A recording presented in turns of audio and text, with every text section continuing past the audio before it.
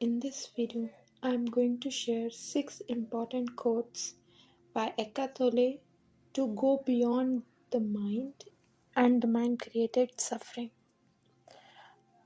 The first quote is: mind is a superb instrument if used rightly. Used wrongly, however, it becomes very destructive. To put it more accurately, it is not so much that you use your mind wrongly. You usually don't use it at all. It uses you. So how does mind uses you? What he's trying to say here is that the thoughts that occur in our awareness, they are not really produced by our own self. For example, you cannot think or imagine what you are going to think next. It just arises spontaneously. All thoughts are spontaneous. So everything that the mind shows you, you believe that to be true. This is a sort of aspect of the mind that we usually ignore. So he is making a very profound statement here, because we think that we usually say also that I think, I do, I choose, but that is not really how it works. If you observe carefully and look with a still mind, with a silent mind, you will see that it is not like you are running your mind. The mind is spontaneously running on by itself, by the conditioning it has gathered and accumulated from the world. So, whatever you have learned from the world so far, you will get all those ideas in your mind. So that's the crux. So if you truly understand that mind and the thoughts are not really yours, they are just something occurring because you have learned something in the past, something around that in the past. That means by this you will consciously create a gap between the thoughts and who you are, and that is immense freedom. Moving on to the next quote: to be identified with your mind is to be trapped in time. The compulsion to live almost exclusively through memory and anticipation. So, trapped in time, mind and time are not separate, they are inseparable. That means if you are continuously thinking, you're thinking about the past or the future. You cannot think anything else. So, thoughts are the past and future. Thoughts and past and future are not separate from each other. You think in time. You cannot think otherwise, because thinking is time, mind is time.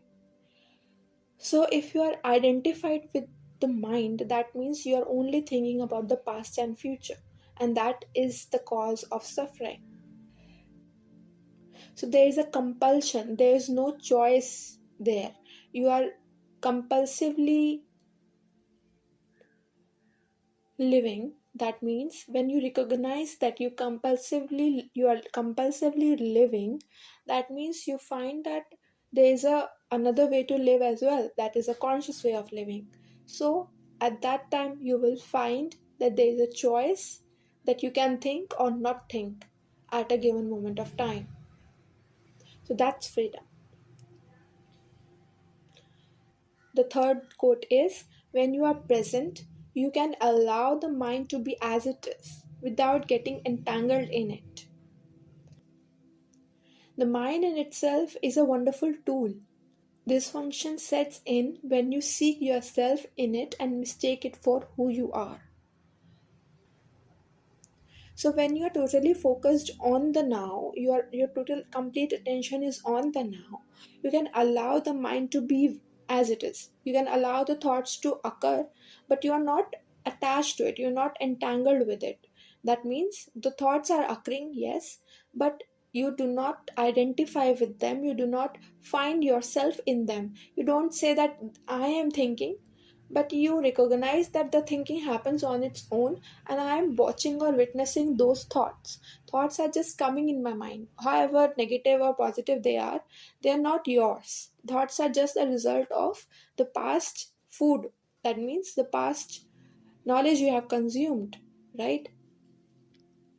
So when you see that you are not the mind, you are not the thoughts, you are not really all the words that you attach yourself with, all the thoughts that you think, that all the thoughts that you assume that you think, you are not in them, you are not them.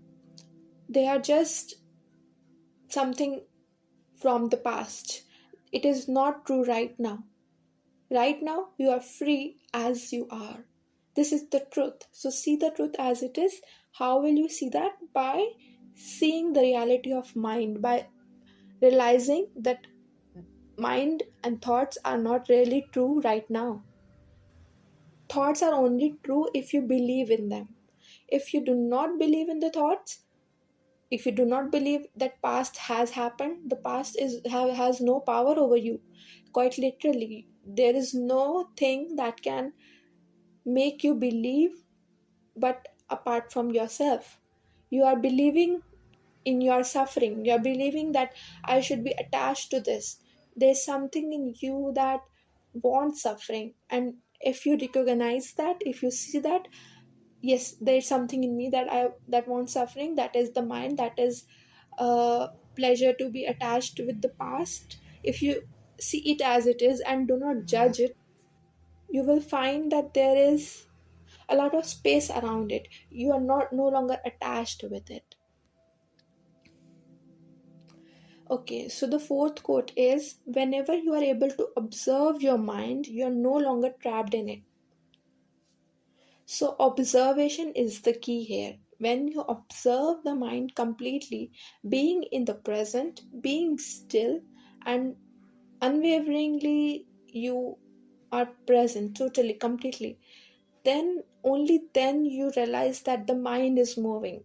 Otherwise, you move with the mind, so to speak. You move with the thoughts. So that means you believe all the thoughts that occur in the mind, and that's the only source of suffering, believing the thoughts that occur in the mind. At a given point in time, you can become totally present and see that the what is the mind producing. So try this now and ask yourself, what am I thinking right now? and and continuously, maybe every hour, you can repeat this practice and you can ask yourself, what am I thinking right now, or what is going on in my head right now, going on in my mind right now, what is going on inside me.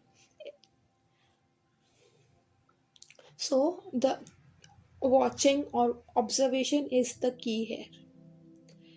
The more you observe the mind, the more it dissolves, and you find that you cannot suffer in reality. And the fifth quote is, the moment judgment stops through acceptance of what is, you are free of the mind. You have made room for love, for joy, and for peace. So, acceptance of what is, what does it mean? Acceptance of whatever is happening right now. If you can do that, that is the dissolution of the mind, and that is liberation. Because if you are completely accepting what is right now, there is no possibility of resistance in you, and there is no possibility of suffering, because suffering is resistance.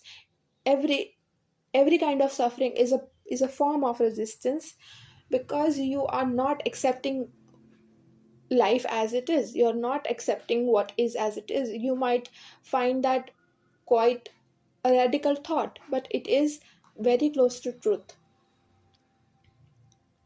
Because the moment you accept something, you are surrendering your power, so to speak. You're surrendering your power to control, and that power to control is not really who you are.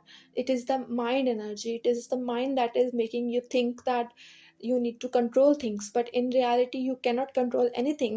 You do not even know your next moment how is going to be, whether you are going to be alive or not, next day, next moment, next year, next, just any future moment. You do not know how it will go, but the mind keeps you busy in thinking that it will go well, and it calls it positive thinking. But is it reality? No, it is not.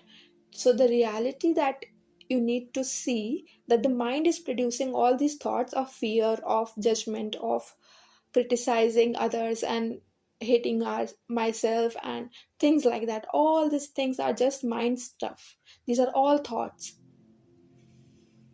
and these are not really true. And what is true? Truth only reveals itself in silence. You cannot say that this is truth or that is truth. That is not. That is only the relative truth that we can speak of. But the absolute truth can has no words. It cannot be described. So to know this yourself, you need to let go of the judgment that the mind creates. That means you need to accept things as they are, even if that hurts you. So that's a very courageous step and very positive.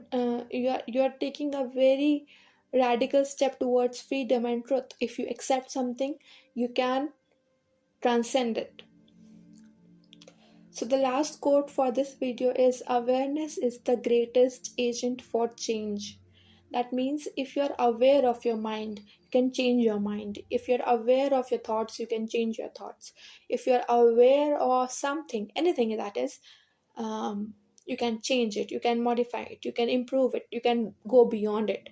So awareness, be aware of yourself, be aware of the mind that runs your life, and be aware that how to transcend the mind is just by being watchful, aware, witnessing, and mindful of whatever is happening right now. The only spiritual practice you need is to be mindful of this moment. The next moment, it will take care of itself. The past moment, you have no control over it. So the only moment you ever have is this moment, and this moment is freedom, because you are not creating anything else. So be mindful of what you are creating. It will automatically dissolve. Everything negative will automatically dissolve if you could really be focused in the now. You don't need to have to go to the past to fix things. You don't have to think about the future to fix things. You do only have to bring your attention in the present moment, again and again, till it becomes your nature. Thank you.